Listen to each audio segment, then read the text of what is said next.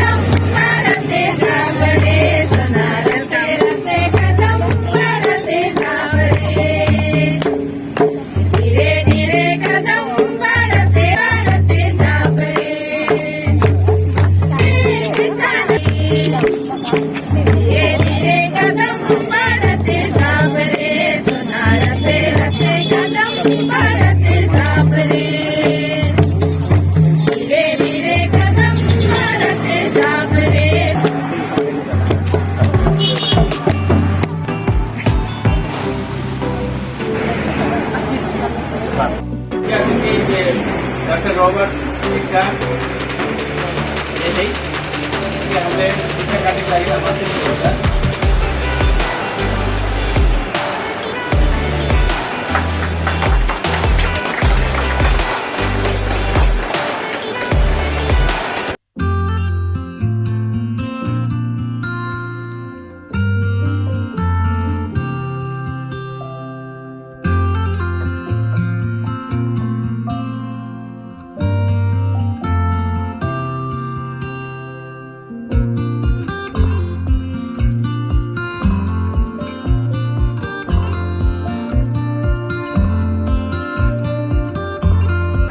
जोहार साथियों, आप सभी साथियों का मेरे चैनल हमारा आवाज़ में बहुत बहुत स्वागत है।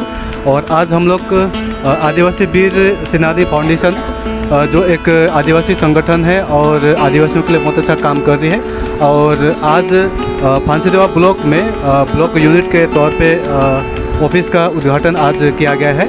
तो हम जानते हैं ऑर्गेनाइजेशन दर हैं, उनसे जानते हैं उनका नाम और फाउंडेशन के बारे में। सर आपका नाम बताइए।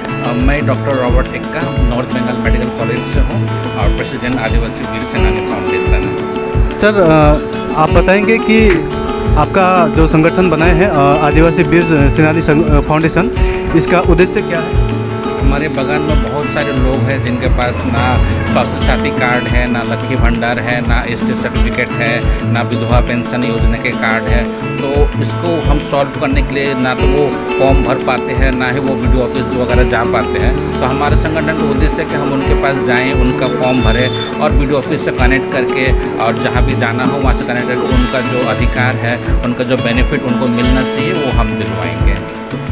बहुत ही अच्छा काम हमारे आदिवासी के जो आदिवासी वीर सेनानी फाउंडेशन के जो फाउंडर हैं डॉक्टर रॉबर्ट एक्का, उनके द्वारा बहुत ही अच्छा पहल किया गया है। और ऑफिस कब से खुलने वाली है और कितने बजे खुलेगी, थोड़ा सा टाइम टेबल और शेड्यूल को जानते हैं। ऑफिस कल से ही खुल जाएगा, टाइम रहेगा 10 से 1 बजे और 4 से 6 बजे तक। किस दिन खुला रहेगा? सोम से शुक्रवार तक। Thank you sir. और हमारे साथ में एज ए गेस्ट के रूप में, चीफ गेस्ट के रूप में हमारे साथ में आए हुए हैं। आपका नाम बताइए। मैं रोमा रश्मि एक्का, सहकारी सभाधिपति महकुमा परिषद। तो आज जो आदिवासी वीर सेनानी संगठन ये जबकि लाइन हम लोग सुन ही रहे हैं, आदिवासी वीर सेनानी संगठन, इसका मतलब सिर्फ आदिवासी लोग बेनिफिट नहीं मिलेगा, हर एक कोई, हर जाति हर धर्म के लोग यहाँ आ सकते हैं अपनी समस्याओं को लेके, ऐसा बात नहीं है। और ऐसे संगठन अगर उभर के आए तो हमारे सरकार के तौर पे जितना भी बेनिफिट मिलता है बहुत इजी तरीके से हम लोग ग्रास रूट में पहुंचा सकते हैं। ये संगठन का एक ये खूबियाँ है। और ये संगठन भी आदिवासी वीर सेनानी पहले से 3 साल काफ़ी हो चुकी है, काम कर रही है, बहुत अच्छा काम कर रही है। जो सरकार के लोग जो जगह नहीं पहुंच पाते, ये संगठन जाके वहाँ पहुँच के काम कर रही है, जो बेनिफिट दिला रही है सरकार का जो स्कीम है, जो प्रकल्प है, सारा चीज़ ये बहुत अच्छा है। और ऐसे ही उभर के आए हम लोग मदद करने के लिए तैयार। तो जानते हैं संगठन को लेकर जो भी जिस प्रकार का भी सपोर्ट का जरूरत पड़ेगा तो किस प्रकार से मदद कर पाएंगे?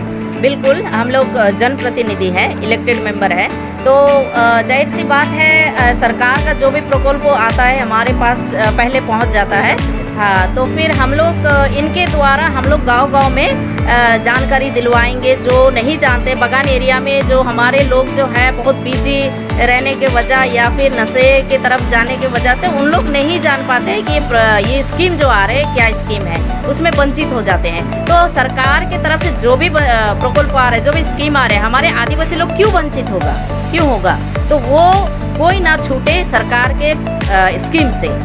ये जो भी मदद हमारे पास पहुंचेगा हम लोग बिल्कुल तुरंत हम लोग संगठन को जना देंगे ताकि उन लोग निजी स्तर पे जना सकते हैं। बहुत ही धन्यवाद हमारे महकुमा परिषद के सभापति रोमा रश्मिका जी को।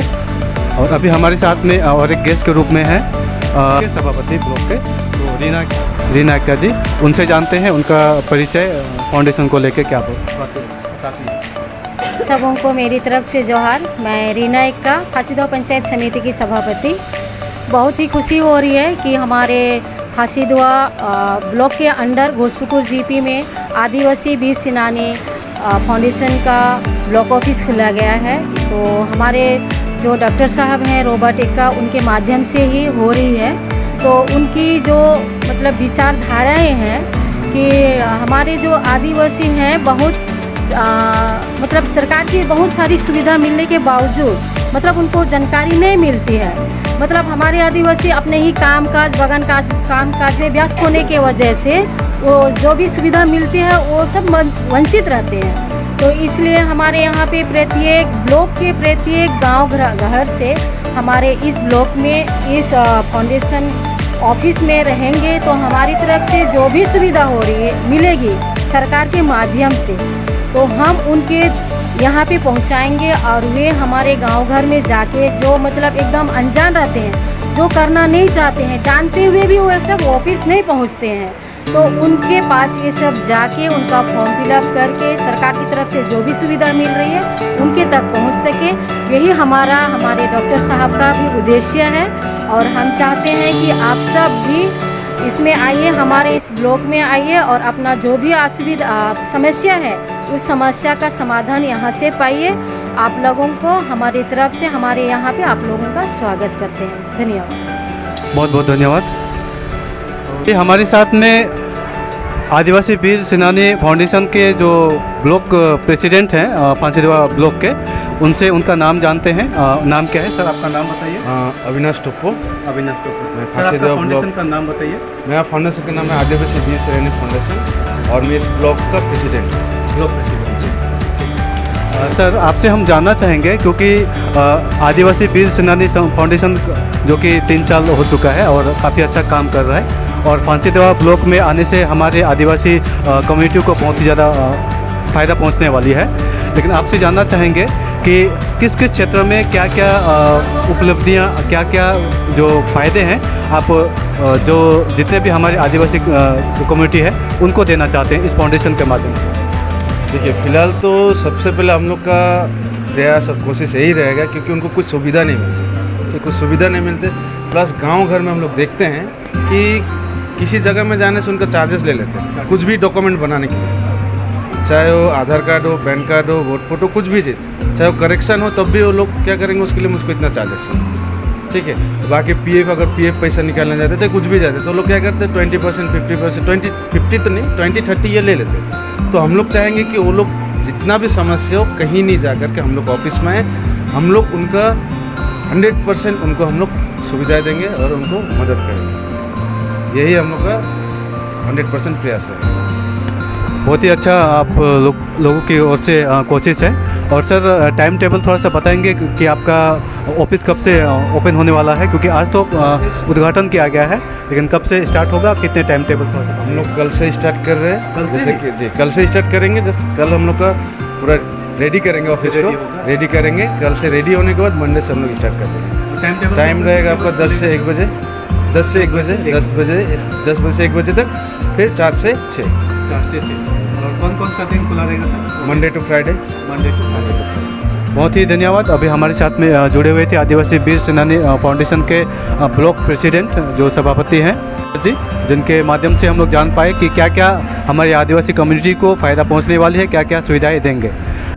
और अभी हमारे साथ में आदिवासी वीर सेनानी फाउंडेशन के जो सेक्रेटरी हैं, ब्लॉक सेक्रेटरी हैं फांसीदेवा ब्लॉक के, उनसे जानते हैं उनका नाम। आपका नाम बताइए मैम। जी, मेरा नाम प्रोमिला कुजूर है। प्रोमिला कुजूर है। आप आदिवासी वीर सेनानी फाउंडेशन के किस पोस्ट में है मैम? मैं आदिवासी वीर सेनानी के ब्लॉक सेक्रेटरी के पोस्ट में ब्लॉक हूँ। सेक्रेटरी के पोस्ट में। मैम संगठन के बारे में 2-4 बातें बताइए। हम लोग का मेन उद्देश्य है कि हम लोग का आदिवासियों का जो भी प्रॉब्लम होता है, तो सब कोई क्या होते हैं कि सरकारी ऑफिस में जाते हैं तो उनको हमेशा यानी कि बहुत भारी समस्याओं का समाधान मैंने भुगतना पड़ता है उनको। हाँ, तो कभी कभी क्या होता है, वो सब इतना परेशान हो जाते हैं कि लास्ट में वो सब कर भी नहीं पाते हैं। बहुतों का फ़िलहाल में पीएफ का ही बहुत समस्या हुआ है, तो वो सब 4-5 साल से वो सब रिटायरमेंट होके वो सब बैठे हुए हैं।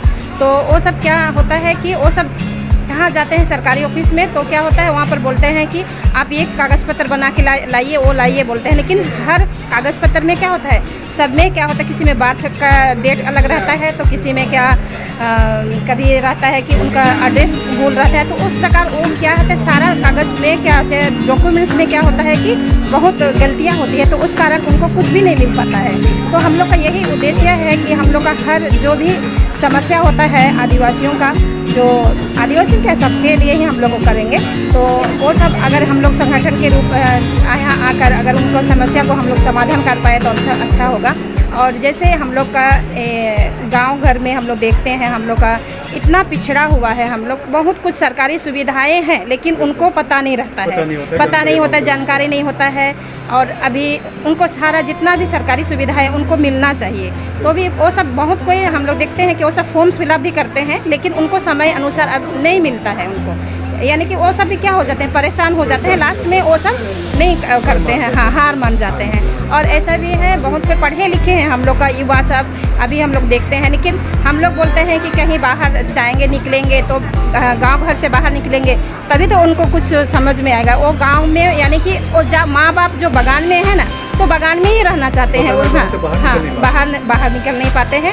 उनको हम लोग चाहते हैं कि सारा वो सब दुनिया देखे कि कहाँ क्या हो रहा है उसको। और अभी बागान का परिस्थिति ऐसा है कि एक दिन बागान बंद होने वाली है, वो तो दिख ही रहा है। तो हम लोग नहीं चाहते हैं कि माँ बाप हम लोग का बागान में वो किए तो हम लोग बच्चे सब हम लोग बागान में वो ना करें कि बाहर निकले, कि अगर निकले तो नौकरियाँ बहुत है अगर चाहेंगे तो बहुत कोई हम लोग देखते हैं, हम लोग NGO की तरफ से हम लोग उनके लिए फॉर्म फिलअप सब करते हैं, तो बहुतों को हम लोग बाहर भेजे हैं, जैसे कलकत्ता में, अभी बेंगलोर में भी हैं, और यहाँ फ़िलहाल इधर NGO की तरफ से इधर ट्रेनिंग भी हुआ था 6 महीना का। उसके बाद हम लोग उनको भेजे कलकत्ता, उसके कलकत्ता से उनको डायरेक्ट बेंगलोर भेजे गए हैं। तो 2-4 जन कर रहे हैं, तो भी बहुत कोई हम लोग बहुत जनों का फॉर्म फिलअप किए थे, लेकिन बहुत कोई नहीं भी गए।